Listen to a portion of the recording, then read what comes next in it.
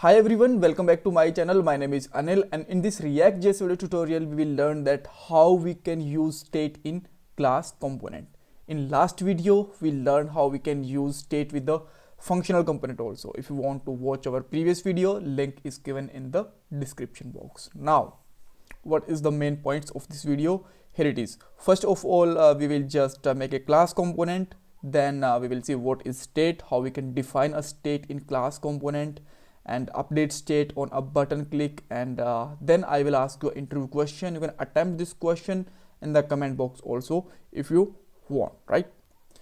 I will also provide the answer of last video question, and again I will ask you one more question, and this is my Insta account. So now let's get started. First of all, we need a class component. So I am just going to convert this app.js component. This is basically a functional component. We will convert it in the class component, so that you just get to know that how we can convert a functional component to class component also. So first of all, what we need to import a React. So just right here, import React from React, right? And after that, just put here a class keyword and just write here app extends, and here you can just write here simply class dot component, or you can just simply import the component also like this, and just remove this class dot, right? And again we don't need this functional brackets, so let's remove them also. And now let's just wrap this return statement inside render function, simply like this, right? So now let's check out the output. What we are getting here, output is still same, so that's great. We are able to just convert our functional component to class component, right? So now our first point is done. Now what is the state? State is basically a data collector, or you can say that data container, simply like a variable. In a variable we can store some data like any name, email address, some number, or some object, or some array, right? Similarly, we can just save any name, email address kind of things in a state also, right? So why we cannot use simply variable instead of state? There is a gap between state and variable. When we use a variable here, then after updating a variable, our render function is not going to re-render, and any updated data will be not gonna display here.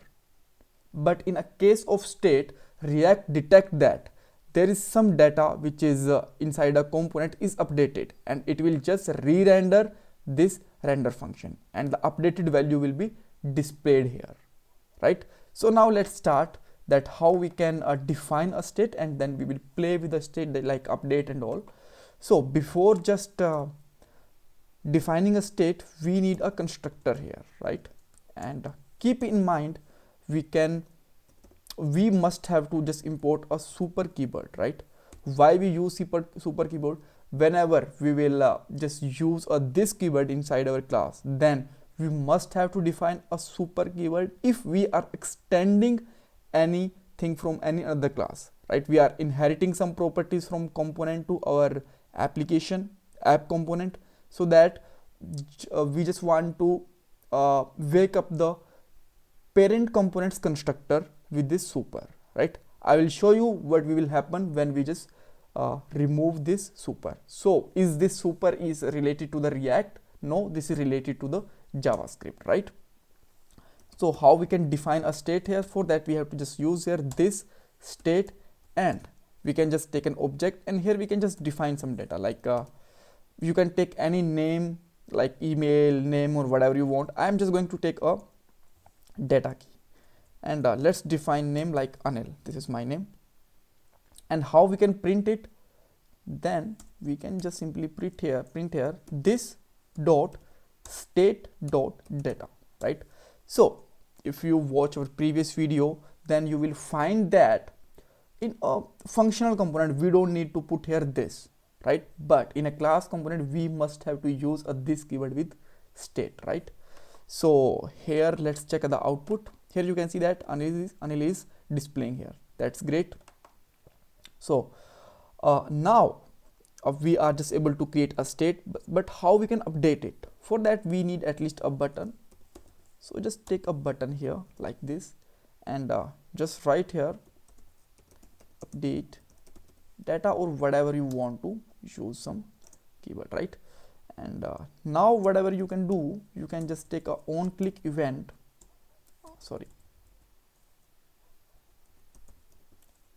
on click, and in a class component we must have to use arrow function, otherwise the function we are calling here will be automatically called, right? So I will show you this case also, like this means our this class, and our function name, let's say my function name is update data, right? Like this. And now whatever we can do, just simply put here a update data, and we don't need to add here a function keyword inside a class, and just simply put here alert hello, right? And now whenever I will click on it, you can see that function is calling perfectly. But if I am just going to remove this arrow function, you will find that this function is automatically executed without just clicking on this button. That's why we use to arrow function, because in a simple way without arrow function, this function or click event did not understand that how I can just call this function. So it will not actually wait for click event, and it will directly call this, right? So that's great. So now whatever I want to do, I want to just update this state. So for that we can use here this dot state dot set state, this dot set state, and it will take basically an object in a first as an key. We can put here the state name, and the updated value will be here like Peter, right? And now whenever I will click on it, now you can see that value is updated here, right? That's pretty simple. So let's say you just want to update some continuous value and all, then let's say put here 1. Now you can see that we have a 1 value, and on this update click I just want to get an increment by 1. In that case we can just simply put here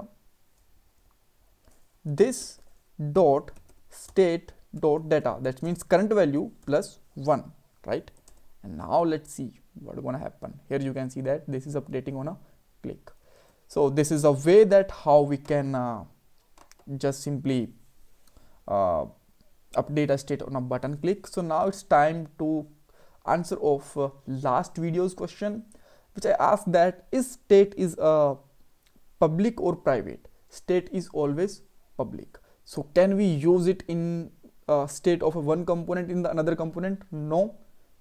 Even you can just use it with some tricks of the JavaScript, but you should not use like this, right? Because if you use a state like inside the another component, it will not gonna update on a click and all. So this is not a good way. For passing the data from one component to another component, we can use props, and in the next video we will learn it, right? So a question for this video is, can we use state hooks in a class component, right? So if as I am just going to ask you again and again, if you watched our previous video, then you just seen that state in a functional component, it is pretty easy as compared to class component. So is it possible that we can use a use state and just define the state and all, update the state similar like to a functional component? If yes, please tell why. If no, then please tell why not, right?